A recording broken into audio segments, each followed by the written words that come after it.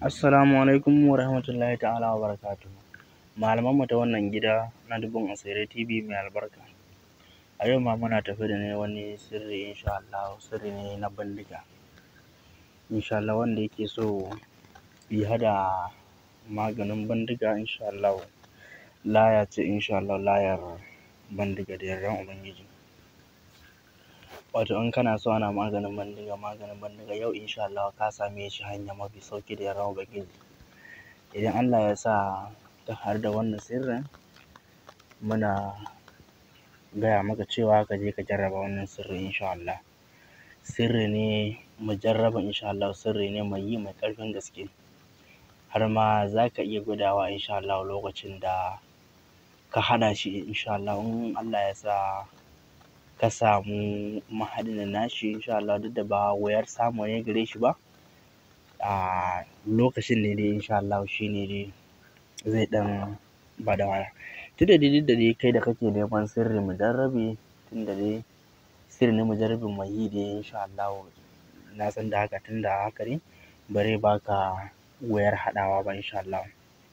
Insha Allah duk da ma wasu ne suke cewa a garin masoyi bai nisa insha Allah, kuma ranar biyan buƙata aka ce rai ba bakin komai yake ba insha Allah.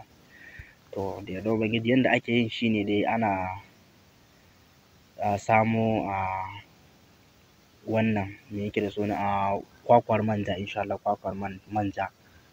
Yawwa kwakwar manja ake samu, yawwa a ɓare bayan nan nashi insha Allah, ko da bayan ma in za ka iya haɗiya to shi kenan dai insha Allah. To yanda dai ake yin shi ne, in aka samu kwakwar manja, yawwa sai a haɗiye shi insha Allah, sai a haɗiye shi ko da abinci ko da ruwa, yawwa dai duk dai yanda za a yi dai a samu dai a haɗiye shi insha Allah. Wato in aka haɗiye shi sai a jira lokacin da za ka yi bayan gari, yawwa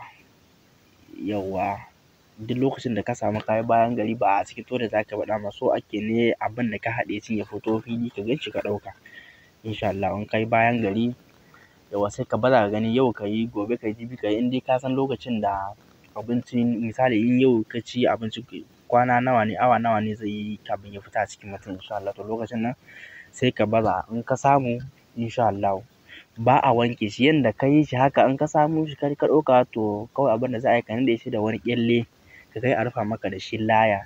Wallahi tallahi a lokacin ka ɗaura wani dabban malam ka jarraba shi, ko tashi bai yi da yardan Ubangiji. Haka kawai, wannan shi ne kawai insha Allah.